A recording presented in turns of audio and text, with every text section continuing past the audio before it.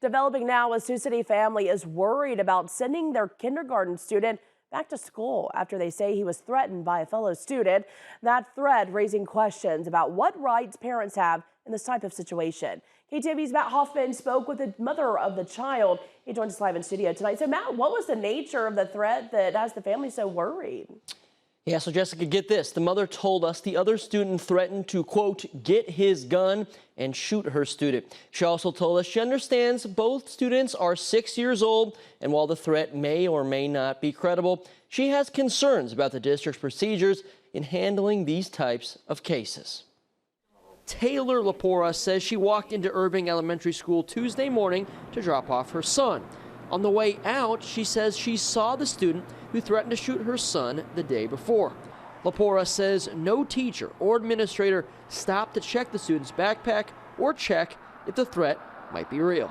His backpack wasn't checked, and they said that the safety of our kids is their top priority, but they did not make sure that my son was safe in this situation. A district spokeswoman declined to release specifics about the incident, but she said, quote, every allegation is investigated according to our district policy, end quote. However, the spokeswoman directed us to district policy that states interim measures can be used, like searches, counseling, or contacting law enforcement. Lapora says it's not clear to her what steps were taken in her son's case. If a gun threat is made, the parent, I feel, should be called that day, and the child should be suspended at least until the investigation is concluded. Lapora says the school counselor pulled her aside after the school day Monday, the same day the threat was made. She says her husband called the school the next day but hasn't received further information.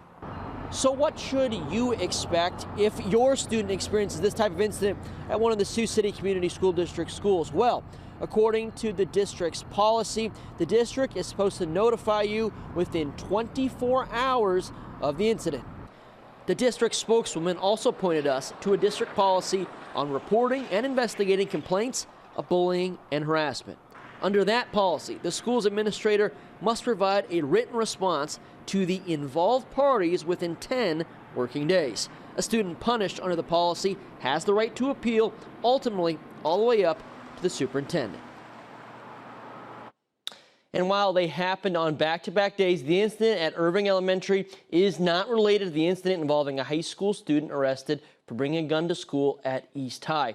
Still, Lapora worries that if gun threats are starting up in kindergarten, they may only get worse as students age. She says she now worries about sending her son to school every day. So if you start in elementary school when the threats are being made and they're taken as a joke or they're taken lightly, then we get to middle school and high school, and that's when they are taken seriously, which doesn't make sense. For now, Lapora says she is able to rest her mind as Sioux City students head to holiday break.